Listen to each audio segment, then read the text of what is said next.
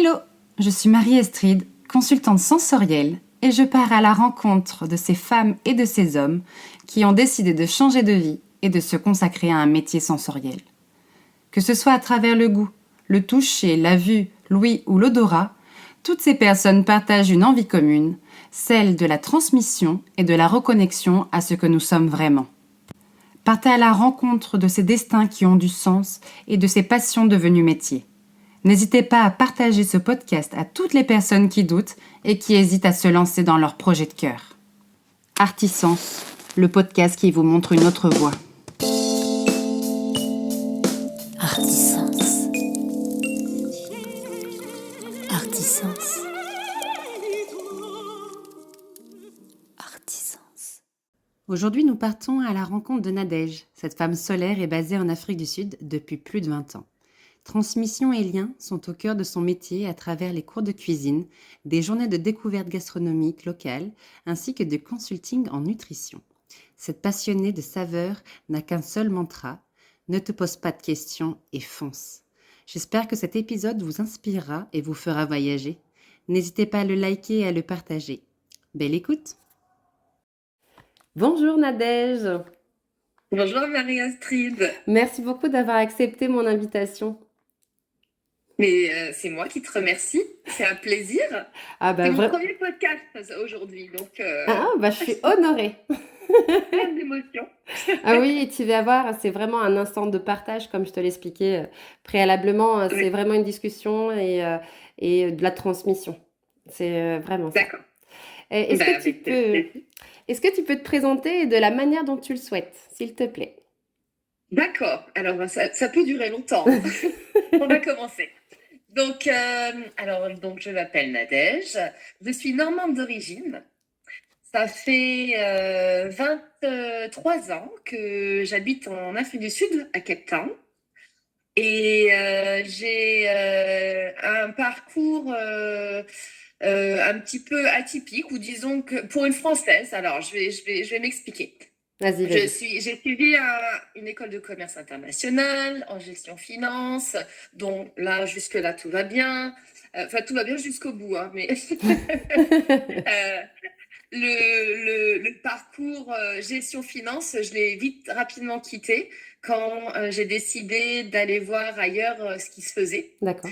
Donc ailleurs, j'ai posé mes valises en Afrique du Sud pendant mon parcours en fait mon parcours scolaire. Pendant l'école de commerce, on a dû faire un stage à l'étranger pendant 6 mois, ou en France. Moi, j'ai choisi de le faire à l'étranger pour maîtriser mon anglais, Okay. améliorer mon anglais. Et finalement, j'ai déposé mes valises au Cap en me disant que j'y resterais 6 mois. Et puis, les 6 mois se sont transformés en 1 an, 2 ans. Et puis, 23 ans après, je suis toujours là-bas. D'accord. Et là où le parcours est atypique, c'est parce que je suis sortie un peu du système français de par ma volonté. Hein. C'était vraiment un souhait d'avoir ma première expérience professionnelle à l'étranger. Et ça m'a ouvert des portes, en fait, parce qu'on est dans un système anglo-saxon. D'accord, oui. Et que beaucoup plus d'opportunités sont présentes dans ce genre de système. Les premiers, je me souviens, alors j'ai eu quelques obstacles à parcourir, enfin à passer au-dessus, puisque quand on arrive dans un pays étranger, il faut des permis de travail, il faut que ça colle avec l'administratif. Et donc, j'ai dû être d'abord employée avant d'être à mon compte. D'accord. Et donc, quand je suis arrivée en Afrique du Sud, j'étais très surprise parce qu'on ne me demandait pas mes diplômes. On était intéressé par ma candidature par rapport à ma personnalité. Ah, Donc, génial. ça, c'est déjà une approche nouvelle par rapport à la France. Surtout quand on vient d'une école de commerce et pendant 4 ans, on t'explique que ta voie, elle est tracée, en fait. Hein. Suite à ton diplôme, tu as à peu près quelques options de carrière, mais finalement, en dehors de ça, il n'y a pas beaucoup d'opportunités. Donc là, tout s'offrait à moi, d'une certaine façon. J'avais le choix entre être agent immobilier, c'était des offres d'emploi que j'ai eu, hein, agent immobilier, directrice d'agence de voyage et en charge des imports de France dans tout ce qui était industrie viticole. Ok. Donc, voilà. Donc, j'ai opté pour la troisième solution en me disant, comme ça, je vais garder un petit pied en France. Mhm. L'industrie viticole m'intéresse. Et je me suis lancée dans la logistique comme ça. Ça, c'était mes tout premiers pas en Afrique du Sud. Ok. Et puis, très vite, dès que j'ai eu mon permis de travail, j'ai obtenu ma résidence permanente. Donc, le côté admin étant bouclé, ticket, une fois qu'on a la résidence permanente dans un pays, la résidence permanente, ça permet d'être comme un local, sauf qu'on n'a pas le droit de vote tant qu'on n'est pas D'accord, citoyen. ok. Mais grosso modo, au niveau des opportunités professionnelles, à nous de choisir ce qu'on a envie de faire. Donc voilà, donc là, j'avais plus de contraintes en dehors de celle de choisir en fait. Maintenant, c'était à moi de choisir ce que j'avais envie de faire de ma vie. Ok. Et donc dans cette... c'est assez vertigineux hein, quand on se dit, bon, bah maintenant, plus rien ne m'arrête. Ouais, t'as le champ des possibles. J'ai le choix, en fait. Mm. J'ai le choix de faire ce que j'ai envie. Alors, qu'est-ce que j'ai envie de faire de ma Ouais, vie? tout à fait. Et c'est bien de se poser la question quand on a... Enfin, c'est une chance de pouvoir se poser la question quand on a 20... là, à l'époque, j'avais 24 ans. Mm. Et donc, je me suis dit, j'ai toujours aimé beaucoup la cuisine. D'accord. J'ai toujours été passionnée par la cuisine. Beaucoup d'amis me disaient, mais ouvre un restaurant, etc. Sauf que ça colle pas avec ma personnalité. J'adore la liberté, j'adore l'interaction avec les gens. Et alors, c'est peut-être réducteur, mais je pense que souvent les chefs sont contraints de rester derrière leur cuisine. Tout à fait. Et la rencontre avec le client, ils l'ont, mais finalement, elle est assez limitée. Et pour moi, l'association nourriture, elle se fait. J'aime l'interaction avec les gens. C'est le bonheur que la nourriture me procure en fait, l'échange. Donc le restaurant, c'était pas une option. Et je me suis dit, qu'est-ce que je peux faire d'autre lié à la nourriture? Et c'est comme ça que je me suis mis à lancer des cours de cuisine française au Cap. D'accord. Voilà, les cours de cuisine française ont évolué. Après, j'ai proposé d'autres d'autres cours, les cours de cuisine sud-africaine aux étrangers qui venaient en Afrique du Sud et aux Français notamment qui venaient en Afrique du Sud. Et puis, en étant dans la cuisine, j'ai très rapidement abordé le sujet de la santé. Ok. Comment bien se nourrir. Et je voyais que c'était un sujet qui était assez mal maîtrisé, mais qui intéressait beaucoup de personnes. Donc de là, j'ai voulu apprendre davantage. Donc j'ai suivi pas mal de formations dans la cuisine crue et puis autodidacte. J'ai lu beaucoup de choses. Je me suis nourrie de livres pendant des années. Et puis le Covid est arrivé. Et oui. Et donc, pendant le Covid, les cours de cuisine ont ralenti, les cours de cuisine en personne ont ralenti. Par contre, les cours de cuisine en ligne ont continué. Oui, ça a même explosé à ce moment-là, oui. Ouais, et j'ai profité à ce moment-là pour me former davantage sur la nutrition holistique. Ok. Voilà, avec une école qui est basée au Canada. Donc voilà, donc ça c'était une autre corde à mon arc pour vraiment orienter les gens. Donc j'oriente parfois encore des gens sur la nutrition, spécifiquement sur la nutrition. Voilà. Donc ça c'est tout ce qui était cours de cuisine. En parallèle de ça, j'ai lancé des tours culinaires en France. Donc je suis originaire de Normandie, donc des tours culinaires en Normandie où j'accompagnais mes clients, mes SUDAF. Et on faisait, voilà, pendant 7 jours, je les accompagnais. D'accord. Et on faisait le tour de la gastronomie française normande.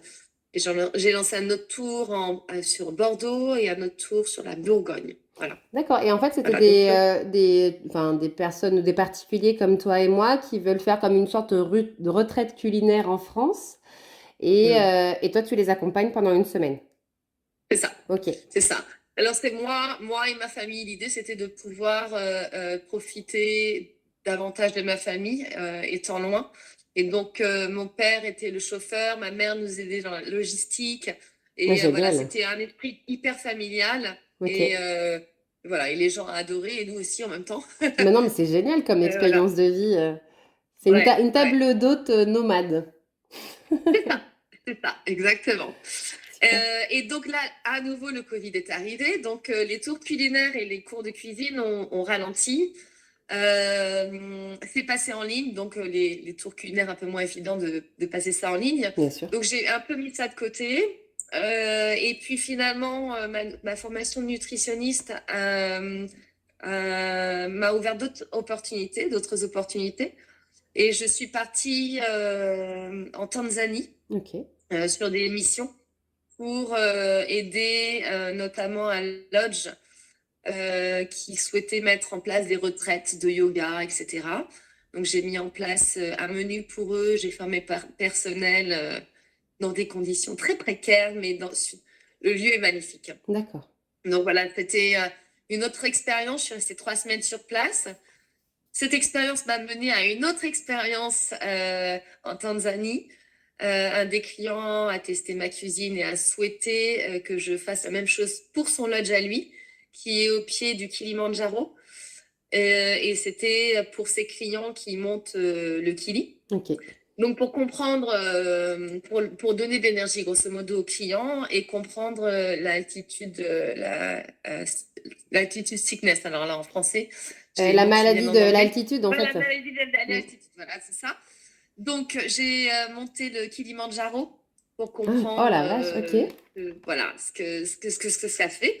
Et la nutrition qu'il faudrait mettre en place, les menus, etc. Et dans quelles conditions si les chefs cuisinent, Ah puisque bah ça oui. c'est important. Hmm. C'est pas c'est très très limité l'espace et puis le matériel. Oui, et est-ce qu'il y Donc a une influence de l'altitude aussi pendant la confection du repas? Parce que je sais par exemple sur la confection des repas pour les compagnies aériennes sont différentes. Est-ce que c'est le oui, cas aussi là en haute montagne? Je peux appeler ça comme ça. oui. Ah, en fait, ben, il y a plusieurs choses moi que j'ai pris en compte, c'est notamment le poids. Donc le menu était essentiellement constitué de nourriture déshydratée. D'accord. Ok. Voilà, qu'il fallait réhydrater. Mhm. Avec un aspect nutritionnel Plus, et plus, puis parfait. quelque chose qui éveille les papilles, hein, parce que quand on a la maladie de l'altitude, on n'a pas d'appétit. D'accord. Donc il faut faut trouver des astuces pour attiser l'appétit. Et parce que c'est indispensable de manger et de s'hydrater, sinon on va pas jusqu'au bout et puis ça peut être même dangereux. Et toi, tu t'es préparé comment pour monter le Kili? Du coup, tu expérimentais déjà, j'ai perdu le terme, mais les expéditions en montagne ou pas du tout? Tu t'es préparé comme une athlète de haut niveau avant? Non, oui, tout à fait, pardon. Je t'en prie. Pardon, je sors d'une grippe. Euh, Forcément, il faut que ça me prenne maintenant. Oui, je me suis préparée, c'était assez rapide. Je me suis préparée pendant 1 mois et demi. D'accord, ok. Mm. Et donc, tu as testé Euh, différentes formes de nourriture à ce moment-là? Ou tu avais déjà un plan détaillé non, alors comme j'étais déjà dans la nutrition, j'avais une idée de ce qui était bien de mettre en place. Mais par contre, l'altitude, j'avais pas aucune idée de ce que ça pouvait être l'altitude en fait.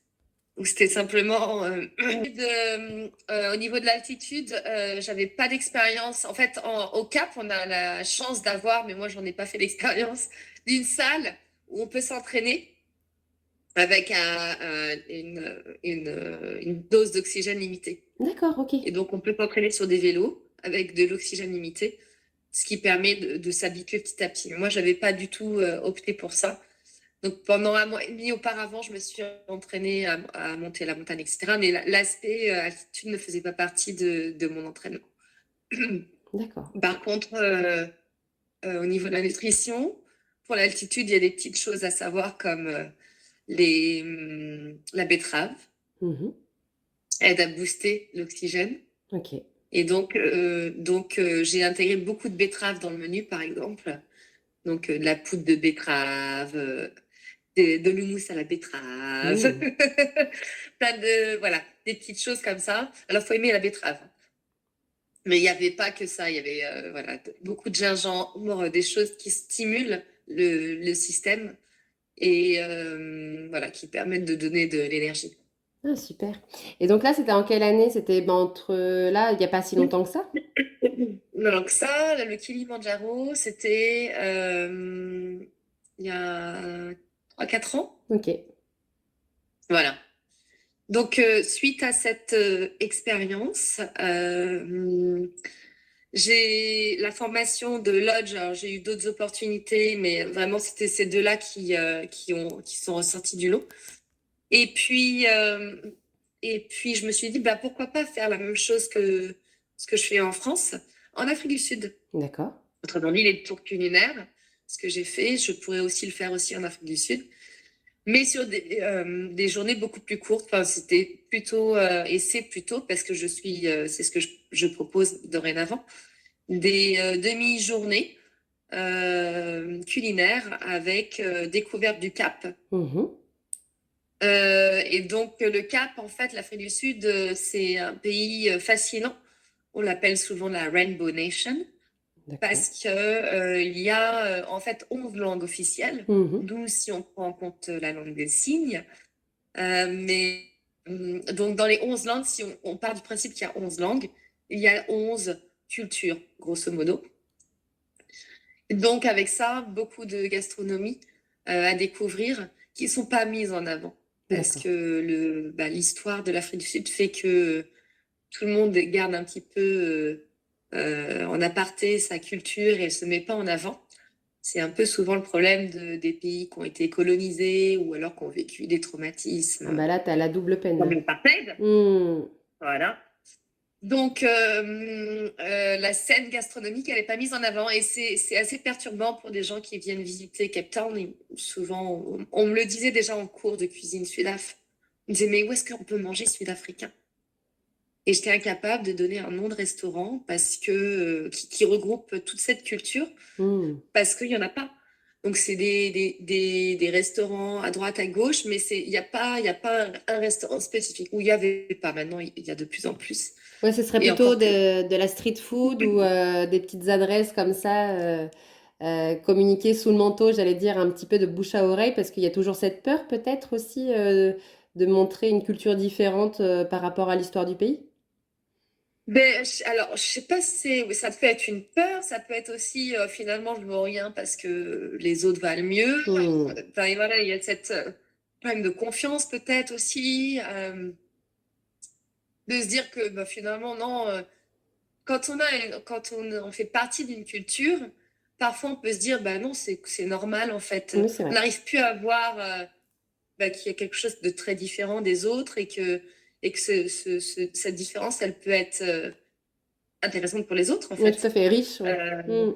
Riche, voilà. Donc voilà, je me suis dit, bah, moi, dans mes tours culinaires, j'ai envie de mettre en avant le maximum de toutes ces cultures.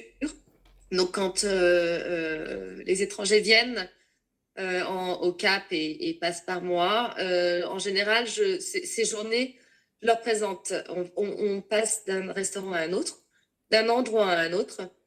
Et donc, l'entrée, ça représente une culture, le plat principal représente une autre culture et le dessert une autre culture. Ah, génial, Et on ok. passe d'un quartier à un autre et d'un restaurant à un autre euh, pour découvrir justement différentes facettes, différents visages, différentes gastronomies et différentes ambiances de quartier en fait. Et Voilà. j'ai une question qui t'est plus personnelle. Comment tu es accueillie en tant qu'étrangère, femme, etc., et non de la culture? Comment s'est fait ton intégration et comment se fait aujourd'hui surtout ton intégration auprès de ces populations, ces différentes personnes de cultures différentes? Alors, quand je suis arrivée, j'allais même avant ça, quand je suis arrivée en Afrique du Sud, on m'a dit, oh, tu verras, les Capetoniens, ils sont très cliqués. Donc, ils marchent par groupe, faut les D'accord. connaître avant de se faire des amis, etc. Moi, j'ai jamais eu ce problème parce que je pars du principe que ça dépend de l'attitude Ah, complètement. et que si on se met à la portée des gens et qu'on est ouvert avec le sourire et gentil et qu'on c'est pas biaisé, les gens le ressentent ça. Complètement. Mais Les partout, hein. retours, hein. Mais c'est pareil en France. C'est partout. Là, je reviens du Japon. Alors là, le Japon, c'est encore une catégorie au-dessus. Des gens très discrets, timides, qui s'affichent pas. Et donc, avec vraiment là, pour du coup, un problème de langue. Donc, l'interaction pourrait être difficile. Ben là, sur ce deuxième voyage, j'ai fini dans 3 cuisines de chefs.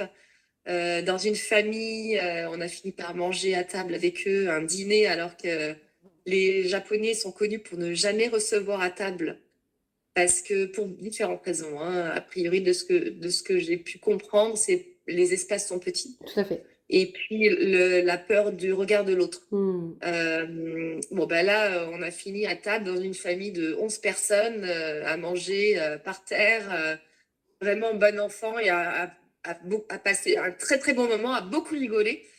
Donc la rupture, enfin la facilité, l'échange, on va dire, est facile quand on a envie et quand on a envie d'échanger et que l'attitude est là, quoi.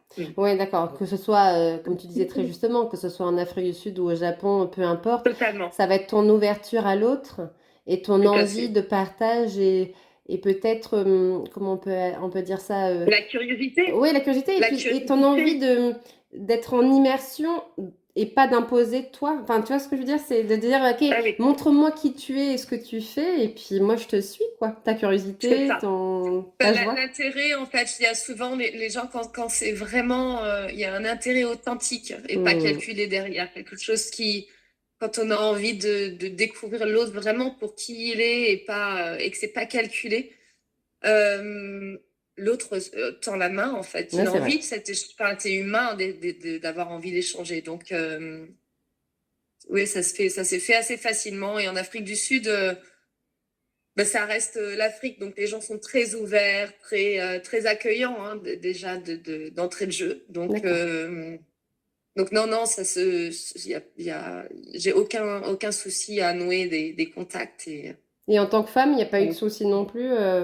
Bah, c'est peut-être des a priori, hein, mais peut-être je pensais que en Afrique du Sud, c'était parfois pas dangereux. C'est un terme que j'ai un peu galvaudé peut-être, mais peut-être plus compliqué pour une femme. Ah non. T'as l'air tellement Ah non, surprise. ah non, non, non, non, pas du tout. Mais tu vois, l'image qu'on pense, enfin, de ce qu'on lit, ouais, peut-être, je sais pas où j'avais tiré ça, mais c'est vrai que c'était un peu l'image du Ouais. pays, quoi. Ah oui. Non, alors, ben, enfin, c'est dangereux. Mais, enfin, je sais pas. Ouais, je pense que la sécurité vient avec la connaissance d'un territoire, Mhm. peut-être. Et donc, le fait que ça fait 23 ans que je suis là, il y a une seconde nature qui s'est peut-être mise en place. Et donc, j'ai des alertes rouges qui se mettent en route automatiquement sans que je m'en aperçoive peut-être. Et donc, mais j'ai pas de peur. Rien ne m'arrête dans mes actions, en fait, on va Ouais. dire. Et comme tu disais très Euh, justement pour la rencontre, je pense que c'est pareil. Le danger attire le danger. C'est-à-dire que si tu as peur, tu Totalement. vas attirer quelque chose, Totalement. une situation Mais, qui va être néfaste. ouais, ouais. Alors que si, Ou, ouais, oui. ouais. Ou si tu es trop papillon, Oui, c'est vrai. euh, je veux dire, les gens, les personnes qui te veulent du mal ressentent pareil, c'est une énergie, hein, pour moi. Il y a ça marche qu'avec les énergies, hein. Ah, mais Donc, complètement. C'est-à-dire que tu vas devenir une j'ai proie facile. souvent, ouais, j'ai souvent des yeux dans le dos, en fait. Ouais. Non, mais c'est C'est-à-dire pareil. que, et il y a une assurance aussi. Enfin, quand on marche, Hmm. je vais pas marcher en ville, mais n'importe où, hein, où je vais pas marcher en regardant mon téléphone je suis dans l'instant présent. Voilà. D'accord. Et donc, je pense que les gens sentent ça. Et Hmm. la personne qui aurait des mauvaises intentions peuvent sentir bah, les proies faciles Mais complètement. et les proies plus difficiles. Oui, et puis c'est On pareil dans fera certaines partie villes des de proies plus France. difficiles. Ouais, et donc alors juste avant j'aimerais qu'on parle un petit peu de ton dernier voyage au Japon, mais juste avant, est-ce que Ouais. du coup, tu disais vers 23-24 ans, tu avais eu le champ des possibles quant à ton parcours professionnel, en te Ouais. disant de toute façon, ici, tout est possible, c'est moi qui vais compter sur ma formation. Mais est-ce que tu as eu un moment, des doutes, de te dire, je me suis trompée de voie, ou alors je vais faire autre chose, etc. En fait, en fait, j'ai pas, je vais, et donc je vais répondre à cette question, mais j'ai pas encore fini dans l'évolution de Ah ma oui, pardon, carrière, parce que excuse-moi. donc voilà, non, non, non, mais donc, et donc c'est pour ça, là, alors, je vais répondre tout de suite à ta question. Euh, à partir du moment où on se pose pas de questions et qu'on fonce, il y a plein de choses qui se passent en fait, Hmm. et on peut pas, c'est impossible de savoir ce que la vie nous réserve. Le tout, c'est d'ouvrir le maximum de portes tout le temps, j'ai envie de dire, et de dire oui, en fait, aux opportunités qui se présentent, et pas de voir les obstacles et de se dire, ah ben non, oui, mais non, je peux peut-être pas faire ça parce que je suis pas assez bonne. Enfin, Hmm. se mettre tout un tas de raisons. Donc, des tours culinaires en Afrique du Sud, enfin, les expériences culinaires, je viens de passer un diplôme de guide culinaire Super. en guide touristique pour valider ces expériences. Et là, je suis encore sur une évolution de carrière. Mais tout ça, c'est des parallèles. Hein. C'est Mhm. pas l'un remplace pas l'autre. Tout est possible tout le temps en fait. Euh, pour l'anthropologie culinaire m'intéresse. Mhm. Et donc ce dernier voyage au Japon, en l'occurrence, je l'ai fait dans l'idée d'écrire des articles sur ce sujet en fait. Donc, euh, donc voilà, donc ça c'est l'avantage, je trouve, de partir sur un système anglo-saxon où rien n'est arrêté, en fait. Et que finalement, c'est du développement personnel tout le temps. Et que c'est pas simplement un diplôme qui va déterminer une identité. Ouais, c'est ce qu'on dit souvent de l'entrepreneuriat d'ailleurs, notamment en France, les franco-français, enfin Ouais, j'allais dire le système français. Souvent, quand je lis des articles sur l'entrepreneuriat, tout le monde dit mais c'est le plus gros chemin vers le développement personnel, c'est la plus grande voie d'évolution humaine, personnelle que l'on peut rencontrer au détriment. Alors après, encore une fois, je fais pas une dichotomie, mais il y a des ponts quand même entre le salariat et ouais, l'entrepreneuriat, parce que parfois on peut oui, revenir, on était en entrepreneuriat, on revient au salariat, etc.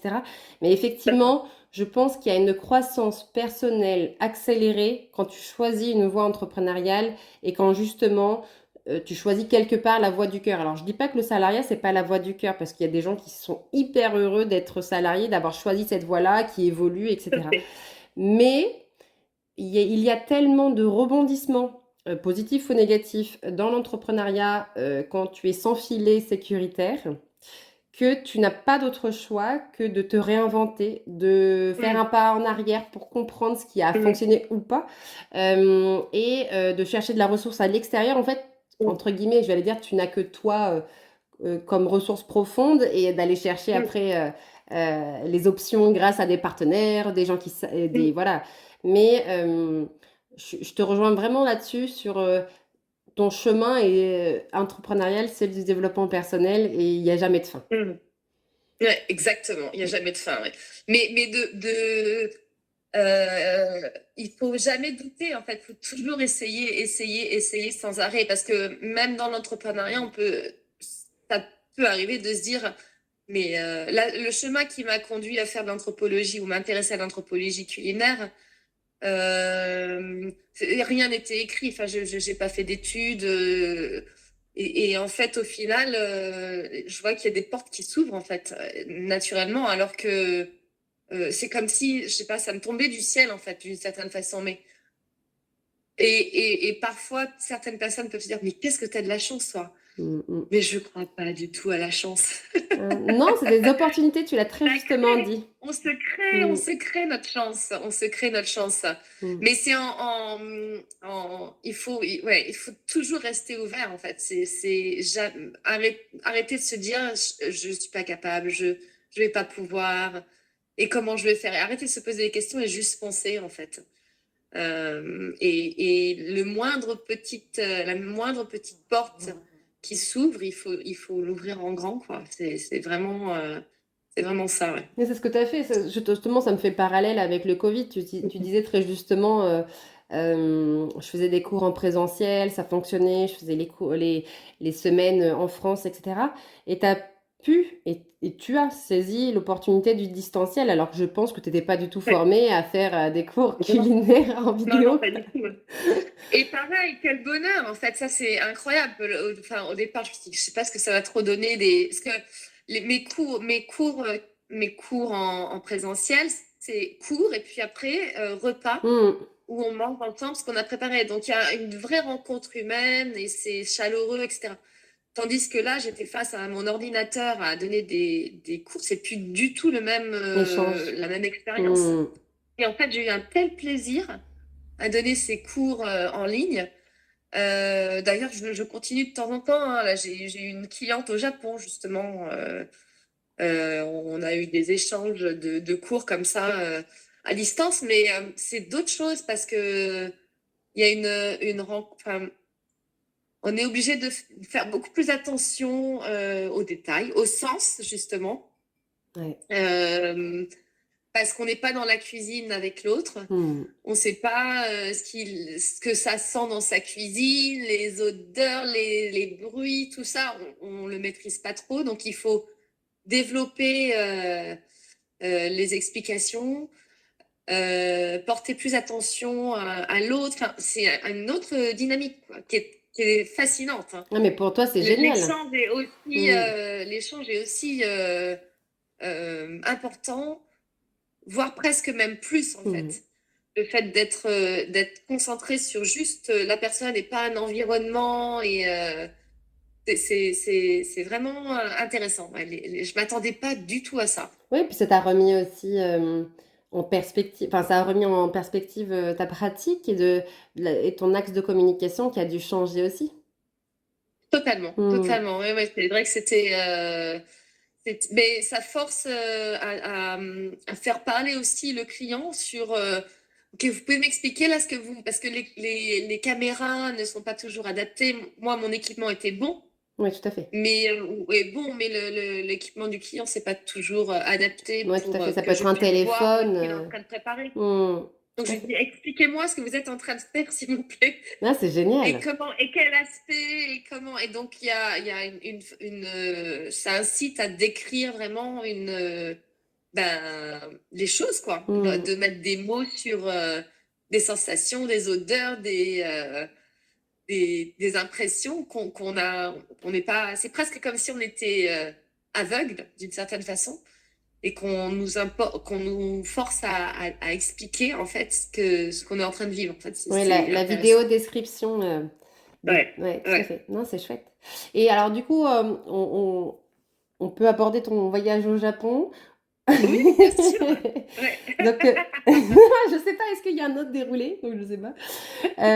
Donc, on s'était contacté, on s'était eu, je crois, au téléphone en novembre, et déjà tu commençais à t'intéresser à ce moment-là, de ce que tu m'as dit, à la cuisine japonaise, asiatique, les bouillons, etc., d'un point de vue, j'imagine, nutritionnel et, j'allais dire, qualitatif pour la santé en général. Qu'est-ce qui t'a amené déjà à t'intéresser à cette influence culinaire et comment tu as préparé ton voyage? Il me semble que c'était 4 semaines de voyage. Mm. Donc en fait, quand je voyage en général, hein, que ce soit au Japon ou ailleurs, j'organise toujours moi-même l'itinéraire. Voilà, ça c'est la première chose. Et comme j'organise l'itinéraire, j'ai l'avantage de pouvoir y mettre ce que je veux Bien sûr. dans cet itinéraire. La nourriture étant une de mes passions, évidemment, l'axe est très basé sur la gastro. Je base mes itinéraires sur la gastro et la cuisine. Et donc l'année dernière, quand on s'est parlé, j'avais déjà fait un premier voyage au Japon. Et j'avais le premier itinéraire incluait l'essentiel du Japon. Donc on avait commencé par Osaka, Kyoto, Tokyo, et puis on était partis dans 2 petits villages, à Shirakawa-go et Takayama, sont à 1 heure et demie de train. Et donc, lors de ce premier voyage, j'ai eu une vraie découverte du Japon et de la gastronomie japonaise. Et donc, ce premier voyage m'a incité à retourner à nouveau pour pousser davantage le, la découverte. J'ai fait des rencontres humaines assez fascinantes sur le premier voyage. Pendant le premier voyage, des chefs, des restaurants, des locaux qui... J'ai essayé en fait de pouvoir retourner les voir pour passer un temps un peu plus, comment dire, concentré sur la cuisine, voilà. D'accord. Donc c'est ce que j'ai fait. Là, j'ai eu l'occasion de passer, d'avoir 3 expériences dans des cuisines de restaurants différents. Dont une famille dans ce village qui s'appelle Shirakawa-go, où je suis allée ramasser des herbes sauvages. Et j'ai passé la journée avec eux en cuisine pour voir comment ils les préparent, comment ils les intègrent dans leur cuisine, etc. Et donc, j'ai découvert encore d'autres aspects de la culture japonaise dans les détails. Donc, la culture japonaise, pour moi, c'est de façon générale, mais ça se retrouve dans la gastronomie ou dans la cuisine, c'est l'attention aux détails. Rien n'est laissé au hasard, en fait. Tout est raffiné, tout doit prendre du sens, tout est poétique, et tout doit être parfait, d'une certaine façon. Et en fait, je l'ai souvent dit pendant le premier voyage, et là, je l'ai redit à nouveau, les Japonais font beaucoup mieux que nous. Non, mais ce qui est dingue, alors je fais une aparté, une toute petite parenthèse, mais c'est dingue que là, quand tu en parles, tu as une voix posée. Ouais, Et même, tu as de la douceur et de la poésie dans tes mots, la façon dont tu parles a complètement ouais, changé quand tu as expliqué la culture japonaise. ouais. Ben voilà, parce que je peux pas l'exprimer autrement. Non, mais c'est magnifique. Non, parce que du coup, on y est, Ouais. quoi. Si tu veux, Ah bah oui. enfin, moi, j'ai eu la chance d'y aller aussi 2 fois, mais pas dans ces Ouais, circonstances-là, tout ça. Mais j'ai pu constater déjà cette, j'allais dire, netteté. C'est-à-dire que, ouais, effectivement, rien n'était laissé au hasard. Tout est hyper clean, aussi ouais, bien dans les comportements des gens que dans l'environnement, dans les exactement. lieux. N'importe où tu vas, c'est très propre, très ordonné. Tout est hyper respecté tout le Oui, temps. Et moi, ça m'avait marqué parce que c'est vrai qu'en Occident, c'est pas trop ça. C'est un peu. exactement. Quand tu Exactement, ouais. reviens chez toi, d'ailleurs, ça fait un peu bizarre. Mais enfin, j'avais beaucoup aimé la gastronomie encore plus. Mais je pense que j'ai vu qu'une infime partie de ce qu'ils étaient capables de faire. Mais oui, oui, ça a l'air fantastique. J'ai une amie dont je t'avais parlé qui a participé au podcast, Clara, qui elle aussi est passionnée de cette cuisine. Et c'est Ouais, vrai qu'on la retrouve dans sa cuisine, on le retrouve dans la façon dont elle parle, etc. Et enfin, c'est magnifique, quoi. ouais, ouais, non, c'est magnifique. Ils ont un concept dans la cuisine, enfin, un concept qui s'appelle Shinto concept, qui part du principe qu'il y a 8 millions de dieux D'accord? ou de divinités dans tout, dans les montagnes, dans les rivières, dans les feuilles, dans les fleurs, donc dans les ingrédients. Et donc, il y a le respect de tout. Quand ils manipulent, c'était ça aussi le côté fascinant de passer du temps dans les cuisines, c'est de voir comment ils manipulent les ingrédients. Rien n'est, il n'y a pas de rush, tout est lent pour apprécier, enfin, il y a ce respect de l'ingrédient et des choses, en fait. Et donc, et donc, forcément, quand il y a un respect comme ça dès le départ, tout change. Les goûts sont fascinants après parce que il y a l'amour partout, en Ah ouais, fait. c'est Il y a ça. eu du respect partout et Mm. ça se goûte jusqu'à la fin. Non, mais ce qui est très... Mm. C'est drôle que tu me parles parce que pareil, j'en échange beaucoup avec les interviewés ou dans mon entourage. L'ingrédient magique qui, qui fait la différence, Oui. c'est l'amour quand on prépare un En plat effet. pour quelqu'un, etc. L'intention qu'on va y mettre va être Ouais, l'ingrédient, j'allais dire surprise, mystère. Souvent, les ouais. gens disent, mais j'ai une amie qui m'a dit ça récemment, qui me dit, mais je reproduis le couscous de ma mère, mais ça n'a pas le même goût. Je suis sûre que c'est à cause de l'amour. Ouais, ouais, ouais, tout à fait, tout Mm. à fait. Ouais, non, complètement. Ils ont et après ils mettent comme je dis, de la poésie, mais de la beauté dans le. Donc il y a l'amour de la préparation, et puis après il y a le message qu'ils veulent faire passer D'accord. autour des plats, et donc ils sont très. Alors ça, il y a des sujets tendance. Voilà. Le sujet tendance c'est peut-être même plus tendance tellement ça a été tendance. C'est la saisonnalité des ingrédients. D'accord. En France, partout, dans le monde occidental, on dit toujours il faut manger localement, il faut manger De avec les saison. saisons, Mm. etc. Mais là-bas, ça va bien au-delà. La saison va bien au-delà de juste manger les fruits et les légumes de saison. Ils vont chercher ce que j'expliquais, les herbes dans les forêts. Ils vont prendre les bourgeons, certains bourgeons, tout en respectant l'arbre. Ils en laissent sur l'arbre des bourgeons qu'ils vont intégrer dans leur cuisine. Après, dans la cuisine kaisaki, ils vont choisir même les fleurs dans la salle. Ça doit représenter le printemps, par exemple. Les contenants, les assiettes, Ah oui. tout doit représenter le printemps. Tout est fait pour évoquer la beauté, en fait. Oui, et puis La beauté de le l'instant. ici et maintenant, c'est-à-dire que tu es vraiment ici au printemps, tu vas manger, bah, c'est ça. La beauté de l'instant, Ouais, c'est ça. exactement. Mm. Oh, Ouais. c'est beau. Et ouais, ça, c'est vraiment beau, en fait. Je me rends compte la gastronomie française, elle est fantastique, mais ça, on l'a pas. Ça, Non. on l'a perdu, pardon. Je crois Mm. qu'on l'a perdu.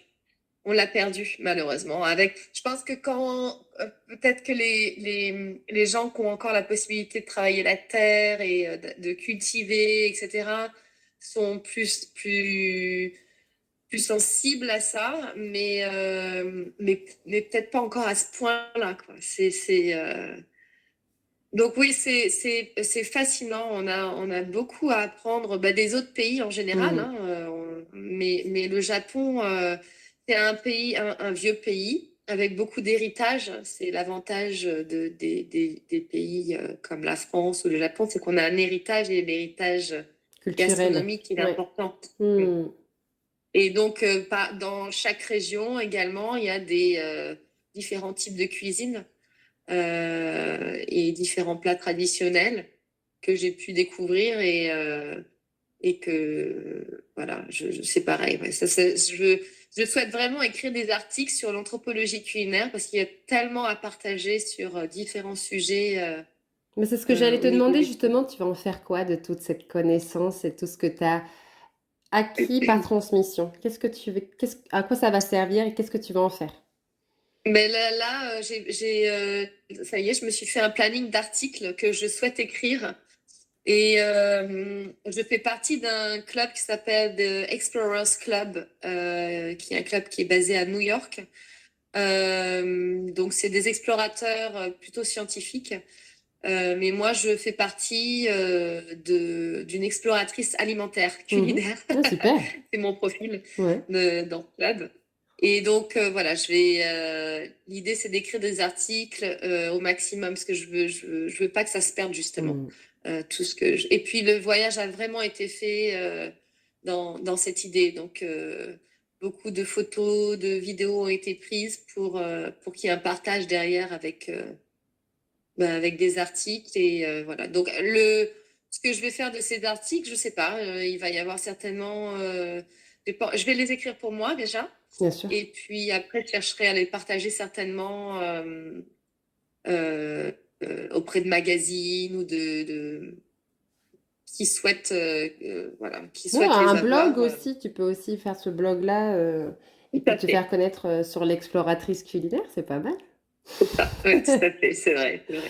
Et je te remercie, ça, en tout cas, ça donne vraiment envie. Enfin, moi, ça me redonne envie de voyager de dingue, mais Oui. on en parlera en off. Euh, non, si tu avais, je sais pas moi, voilà, deux ou trois conseils à donner à ceux qui écouteront ce podcast par rapport justement à des choix de carrière ou des reconversions ou euh, comment dire, un recentrage sur soi voilà, ce serait quoi comme conseil? J'ai, alors, bon, c'est souvent, je vois par rapport à mes amis, beaucoup souhaitent se reconvertir, elles ne savent pas dans quoi. Et le conseil que je donne souvent, c'est écoutez ce que les autres ont à vous dire. Les autres, en fait, souvent, on voit pas forcément nos qualités et on n'entend pas ce que l'autre nous dit, en fait. Et parmi nos amis, notre famille, etc., parfois et souvent, il y a des petits mots qui reviennent, mais on n'arrive pas à les entendre. Ah, t'es bonne dans ça, t'es excellente dans ça, mais toi, mais tu devrais faire ci, tu devrais faire ça, et puis c'est pas vraiment pris au sérieux. Et moi, par exemple, il y a quelque chose que j'ai pas encore écouté, et qui revient sans arrêt au fur et à mesure de ma carrière, c'est on me dit tu devrais faire de la télé. Mais pourquoi? Encore ce matin. Voilà. D'accord. Encore ce matin, j'ai quelqu'un qui m'a dit mais tu as une émission de télé? Je fais, non, non, j'en ai toujours pas, j'ai envie de dire, puisque ça fait je sais pas combien de fois qu'on me dit ça. Voilà, ben, il va bien falloir que je l'écoute à un moment donné, ce message. Il va bien falloir que je l'explore et que je vois si ça me mène quelque part. Bien sûr. Et je pense que c'est vrai pour tout le monde, en fait. On a tous des qualités et tous, on est tous. Et si on sait vraiment pas, puis il faut questionner les amis. Mhm. Et voilà. Et arriver à savoir dans quoi on est bon, qu'est-ce qu'on aime, mais dans quoi on est bon. Parce que là où voilà, tout ça, se rejoint. On peut en faire une carrière, en fait. Il n'y a pas Mhm. besoin d'avoir. Pour moi, on n'a pas besoin d'avoir de diplôme. Alors évidemment, si on veut être chirurgien, ça va être plus Il facile. vaut mieux. C'est conseillé. Il y a des carrières comme ça où effectivement il faut un diplôme. Astronaute Mais aussi, il encore, vaut mieux, ouais. voilà, exactement. Mais surtout dans une deuxième partie de vie, Mhm. où on a déjà fait un petit bout de chemin, se reconvertir, ça devrait être plus facile parce qu'on se connaît mieux et voilà, s'aider les autres pour arriver à déterminer son chemin de vie en fait. Ok. Euh, et que ouais, y a pas tout est possible quoi. C'est ça qui est fantastique, c'est vraiment mais tout est possible. Ah ouais, non, mais c'est ça qui C'est est. fou en Mais fait. je pense que tu as raison, c'est que alors, il y a des conforts inconfortables et que Ouais. en France, on n'est pas aidé là-dedans, comme tu disais. Non. On nous encore plus maintenant avec Parcoursup, etc. Alors, moi, j'ai pas encore été confrontée à ça, j'ai un peu de temps, mais je me dis, mais à quel moment on n'a pas le droit de se réinventer, on n'a pas le droit de douter à 17 ans par exemple ou à 15 ans de savoir ce qu'on veut faire, on ne sait pas forcément. Pourquoi on ne peut pas sortir de cette voie-là qui était prédestinée, parce que du coup ça crée des crises. On parle de la crise de la quarantaine, mais c'est pas une crise existentielle. En fait c'est juste qu'on Non. se rend compte qu'on a été formaté et qu'on n'est pas forcément la personne que l'on est. Enfin on fait pas forcément ce que l'on aimerait faire, etc. Ouais, Et c'est bête d'attendre des grosses crises, des gros caps de dizaines pour s'en rendre exactement. compte, mais de se laisser la possibilité. Alors, on peut le faire. Moi, je sais que depuis 15 ans, je m'interroge régulièrement sur enfin, de quoi j'ai vraiment envie. Est-ce que c'est vraiment adapté à la personne que je suis, qui je suis, etc. Et comme tu disais, ça fait partie du développement personnel parce que j'ai goûté à l'entrepreneuriat. Donc, ça m'aide aussi à ouvrir cette fenêtre régulièrement à faire des bilans de compétences, à être coachée, à même moi-même me former sur des outils, etc. Mais effectivement, c'est une quête sans fin. Mais effectivement, je pense que il faudrait qu'on évite les injonctions et qu'on les contourne en tout cas. Qu'on se dise, bah ok, Ouais. si j'ai envie, je peux essayer de le faire. Moi, c'est un peu mon credo. Exactement. Et puis après, évidemment, mettre sur papier et le, la visualisation, hein, ça Mm. c'est pas nouveau, hein, mais il y a eu The Secret là, qui avait fait un carton, mais c'est vraiment ça marche, hein. Ça Mm. marche. Et donc, une fois qu'on a un plan, une idée, faire le mettre sur papier et puis tous les matins, moi j'ai mon petit calepin, hein, j'ai un calepin, voilà, qui est tout bleu avec des fleurs bleues. Il m'attend tous les matins. Eh bien, j'écris la même phrase D'accord, tous les matins. Elle est quand même, ça fait 5 lignes. d'accord. Et c'est un leitmotiv positif pour, euh, pour croire que tout est possible, en fait. Et c'est incroyable, c'est incroyable les choses qui se manifestent C'est vrai? quand on y croit. Mm. Ouais, la Et foi. Ah, mais le fait d'écrire, en fait, le cerveau ne sait plus si c'est juste une pensée ou si c'est en train de se réaliser. Et donc, c'est imprimé dans le cerveau que les choses sont. C'est pas juste un rêve, ça devient concret, en fait, Oui, et puis le fait d'écrire. tu l'écris au présent. C'est ça, Mm. évidemment. Évidemment. Évidemment. C'est des affirmations et c'est au présent et en fait, je ne lâche pas ce calepin tant que ça se réalise pas. Ok, Donc c'est pas grave, hein, si ça dure des mois, c'est mon me time, c'est ok. Ah mon ouais, petit temps à moi. Et en général, je fais ça en prenant mon thé le matin avant toute chose. Voilà, c'est mon petit rituel à moi. On a tous nos rituels, bah, celui-là, ça fait partie de ma vie. c'est génial. Mais ça me fait sourire parce que je me dis, mais pourquoi c'est incroyable, ça, d'où ça vient cette opportunité? Voilà, ça vient de la chance qu'on se crée. Ouais, c'est vrai. Et est-ce que tu aurais une Madeleine de Proust à nous partager? Oh là là là là. Pas trop, non. Je vis pas dans le passé, moi, hein. Je suis vraiment. Je vais de l'avant, en fait. Je reste pas trop Mais t'as pas quelque ancrée dans le chose, un passé. plat ou une odeur ou une épice ou un lieu qui te réconforte, je sais pas. Alors, ouais, j'ai un profil un petit peu particulier, parce que moi, je me réinvente, j'ai envie de me réinventer tout le temps, en fait. C'est-à-dire que le matin, quand je vais, par exemple, ça commence avec l'habillement. Je ne sais absolument pas ce que je vais mettre et tous les matins, je me questionne. Je me dis, qu'est-ce que je vais mettre aujourd'hui? Et je réfléchis à la couleur, à la forme, à la texture. Voilà. Et après, ça se répercute dans la nourriture. C'est pareil, au petit-déj, je me dis, j'arrive devant mon frigo et je me dis, j'ai envie de quoi ce matin? Hmm, Je prends ce temps de réflexion, en fait. trop bien. J'ai envie de quoi? J'ai envie de. Voilà. Et donc, euh, et donc c'est du matin jusqu'au soir, je sais pas de quoi ma journée va. Oui, donc en fait, t'as C'est rien vraiment qui un va te instant présent, en fait. réconforter. Hmm, Voilà. ok, Donc, j'ai pas d'habitude, j'ai pas de routine en soi, j'ai pas des automatismes. C'est un peu comme j'en ai envie, avec les moyens du bord, voilà. Et si vraiment tu me pousses à réfléchir sur un plat typique, c'est le plat de mon arrière grand-mère, la poule au pot. hmm, Voilà, qu'elle préparait dans sa grande cheminée qui faisait tout un mur avec le pot qui était suspendu au-dessus du feu. Et elle nous servait ça avec la crème de la ferme toute jaune, là, la bonne crème fermière. C'est la Normande qui parle. hmm. Le bon gras. Bon légumes du jardin, voilà. Hmm, J'aime beaucoup les plats, les viandes pochées, les poissons pochés. J'adore quand les ingrédients parlent d'eux-mêmes, mhm. quand chaque ingrédient peut s'exprimer. Et je trouve que pocher des ingrédients, ça permet à chaque ingrédient de montrer sa plus belle face, en fait. D'accord. Donc, les carottes, elles deviennent sucrées, les poireaux aussi, tout prend. C'est pas caché, en fait. C'est vraiment l'identité pure des ingrédients est révélée avec le pochage, je trouve. Ah, c'est pas mal à tester. Et dernière question pour toi, qu'est-ce que tu dirais à la petite Nadège aujourd'hui? Eh ben,